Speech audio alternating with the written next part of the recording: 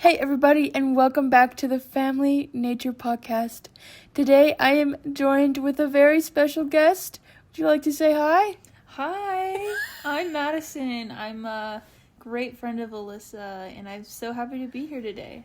Well, thank you for coming on. I really appreciate this. Yes, anytime. I just love the family, and I love nature, and I was just so excited to be on your podcast. Well, that's great. Well, thank you so much. We're so excited to have this conversation today. Awesome, let's get started.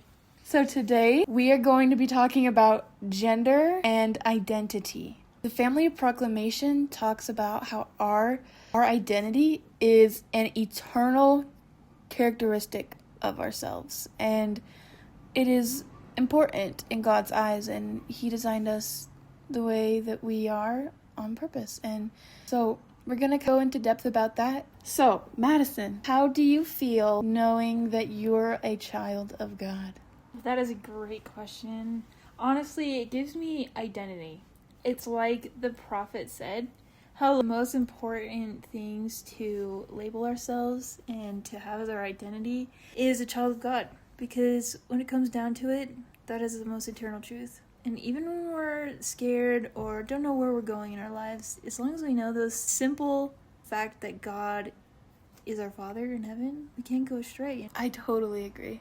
I feel like if I didn't know that I was a child of God, I feel like I would feel kind of lost. There's so much in the world to distract us and tell us that we are things that we aren't, and knowing that God's opinion of me is all that matters, and that what the world says I am or should do isn't what I should do, and I should follow God and what He wants me to do and to be.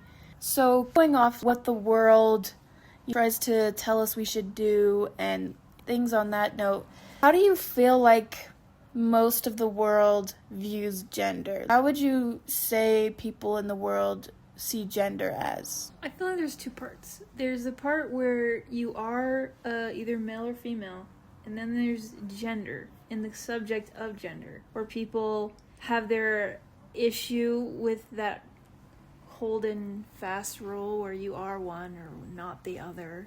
And a lot of people struggle with figuring out who they feel like they are. They have that identity crisis where they're trying to figure it out. And that's a normal part of life, trying to figure out your way in the world. But it's good to not fall into what the world wants us to think about these things, because our gender is, like you said, it's like part of God's plan for us, because it gives us that foundation. And it's a eternal thing that can't be changed, even though the world wants us to feel like it can be.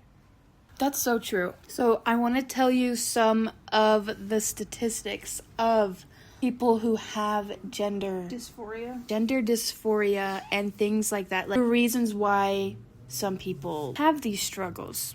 So approximately 0.6 to 1% of US adults identify as transgender or non-binary. These rates have gotten higher within the younger generations. And when referring to gender dysphoria, global estimates range between 0.002 and 0.6 of the population. How does it make you feel knowing that so many people are having these issues? It makes me honestly pretty sad, because all these people are children of God and they're just confused. The bottom line is confusion, and they're just trying to find their way. And that's why when you have people in your lives that are struggling with this, it's good to give them the proper resources and to honestly just listen to how they're feeling to best support them in these difficult times. No, I totally feel that. I think one of the most important things is sometimes when we see people who are having these issues, it's really easy to be like, oh, that's different, and to be like off-put by it or something.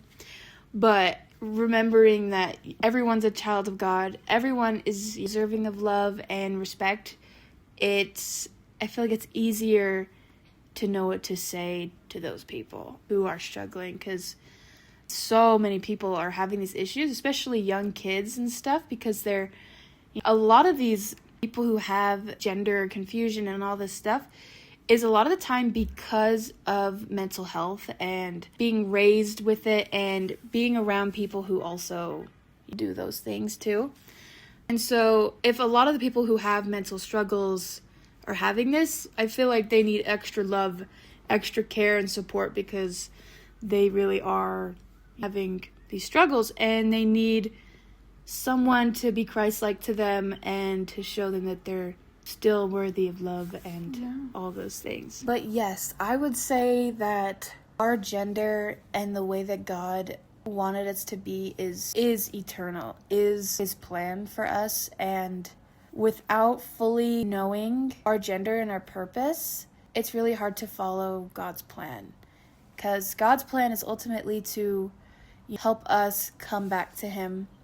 And if we don't understand what we're supposed to do to get back to him, then we're kind of stuck and we need help to get out of that spot. So, with a concluding thought for our podcast today, if you could give one piece of advice to someone struggling with their identity, what would you say to them? I would say probably, especially if there's someone who is God-fearing, to go to God for help, because if anyone understands what we're going through and how we're feeling, it's the Savior, and through prayer, that's how we receive all of our answers. And even though sometimes it might take a while to figure out what we need to do, God will be with us the whole way. And honestly, that's the best way of figuring out any of our issues is through God. I agree. Sometimes it can be hard to know what to say and you're like, oh, I'm afraid that I might offend someone or something, but relying on God as the best advice, I think is the best. There's so many times where people come to me for advice and then I start thinking of all these things I could tell them that would help them, and then it's like, but that doesn't really help them. But what will really always help them is praying and going to God first, and he'll be able to show us the way and help us overcome our struggles and things that we're going through. So, thank you so much for being on my podcast today. Yeah, thanks for having me. Such a good time getting to chat about things. It was so fun. Thank you so much. Well, this is all I have for today's podcast, everybody. Thank you all for listening, and I will see you all in the next podcast. If you have any questions or comments, leave them down below, and we will try to respond to them. Hope you all have a great rest of your day. Bye, everybody.